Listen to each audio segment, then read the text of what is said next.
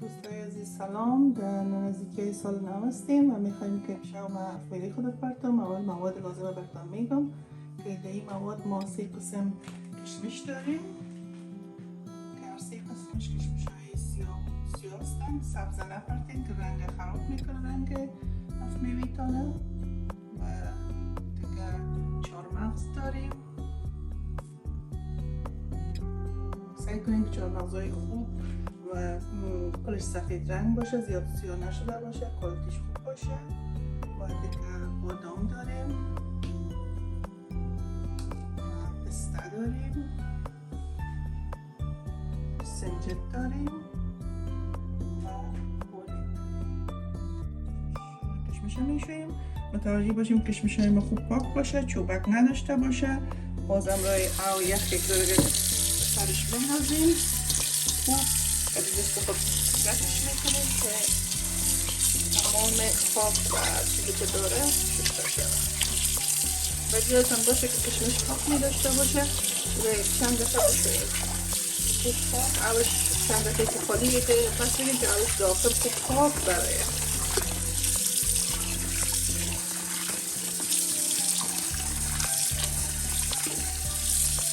میبینیم که قبل اوش سفر اومده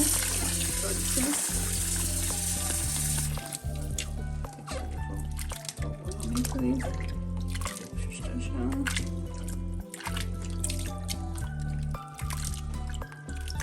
چلا صاف میگیرمش. 3 دفعه شستیم. باید اوش تا وقت بشیم که اوش پاک شفاف برای وقت است که کشمش ما برتر کردن تیاره.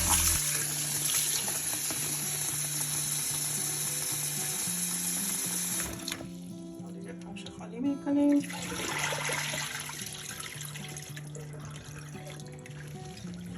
چرا صاف بندازیم. دیگه از قبل ماندم که 2 جوش بخوره. خوب دیگه ما باید دیگه پاک باشه که چربی نداشته باشه. و ما چون زیاد مواد زیاد است دیگه طلا نگرفتیم. کشمش در بینش بندازیم.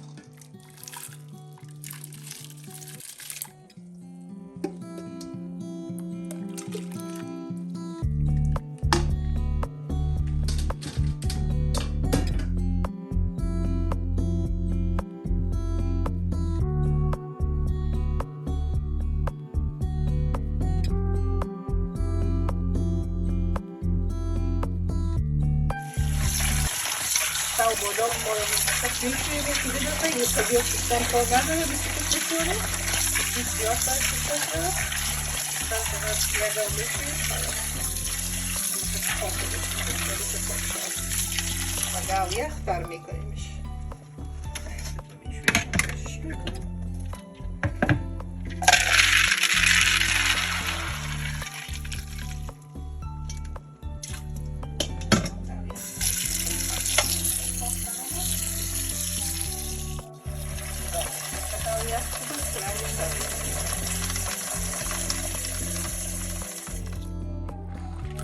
بس فقط زیاد ششتن کار نداره.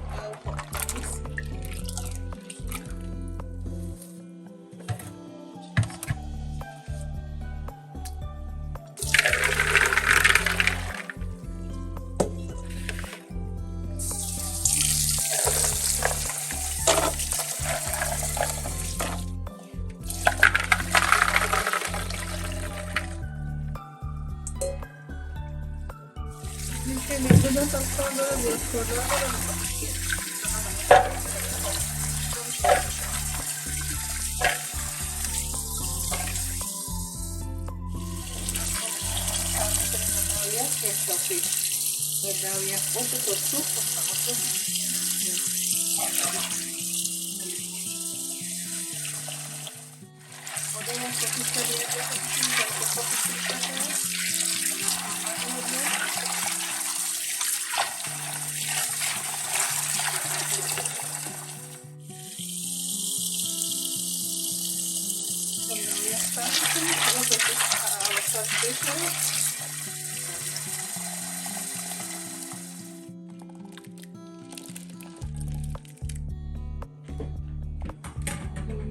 کردیم. این دیگه مواد ماست که باید 1-2 روز پیش از که چهارمغز و پسته و بادام گت میکنیم.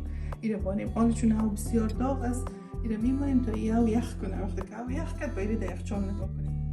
چهارمغز و پسته و بادام همونطور که دیدین امروی او یختر کردیم.